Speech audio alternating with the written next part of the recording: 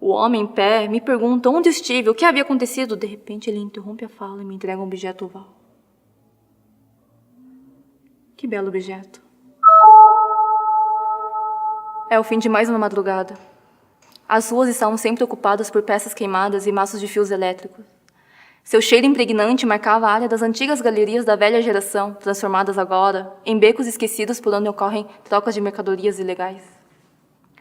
Caminhando em direção ao velho Largo da Ordem, vejo sombras de pessoas com resquícios da última noite. Uma luz vermelha pulsa no meu antebraço, marcando uma emergência nas proximidades do Beco Tijucas. Um senhor estava prestes a se suicidar. Era comum, no entanto, a sua idade avançada fez-me estranhar um pouco. Em seus 148 anos, 2/3 graças a implantes, o Sr. Carlos havia tentado danificar o seu sistema neural com alguma microtoxina, provavelmente adquirida com algum criminoso. Apesar de ter impedido o pior, ele sofre flatline. Fico intrigado com a morte desse senhor. Retiro o microchip de memória do corpo para análise da causa. Volto ao meu percurso. Estou cansada. As luzes neon esmaeciam-se conforme o dia clareava. Observo várias máquinas indo de um lado ao outro, enquanto seus donos isolavam-se em seus próprios cubículos. Era aquele sentimento monótono que me incomodava, como se todos os dias fossem o mesmo apesar da paisagem mudar constantemente. Uma mensagem da autópsia chega ao meu assistente virtual Watson. Tome para os mais íntimos.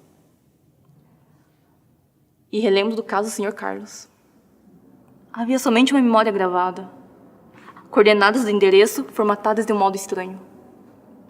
Seguindo as informações da mensagem, Tommy marca um lugar próximo à Zona Off, um local sem monitoramento e desconectado do mundo tecnológico. Chegando lá, percebo que o endereço não existia. Uma rápida pesquisa mostrou que nem a central de backup da cidade possuía informações sobre as coordenadas.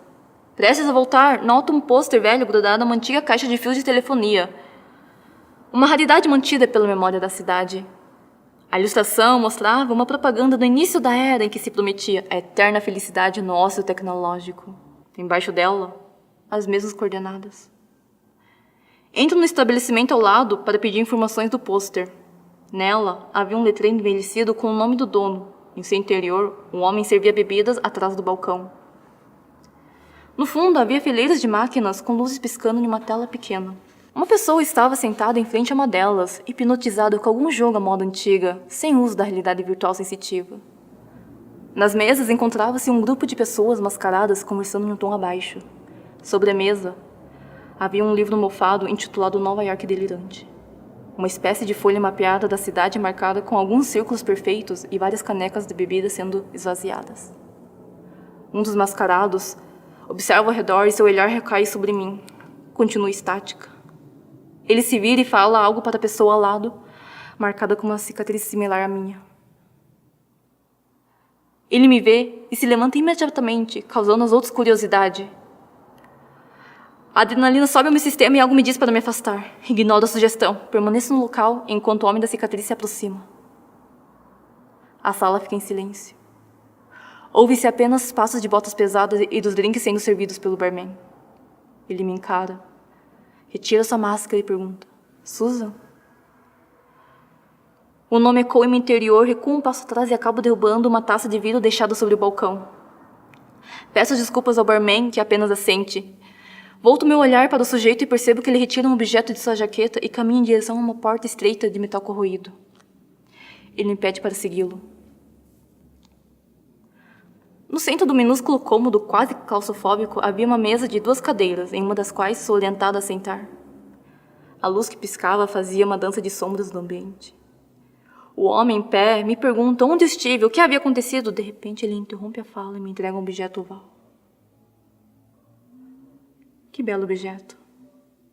Sua aparência desgastada trazia um sentimento nostálgico.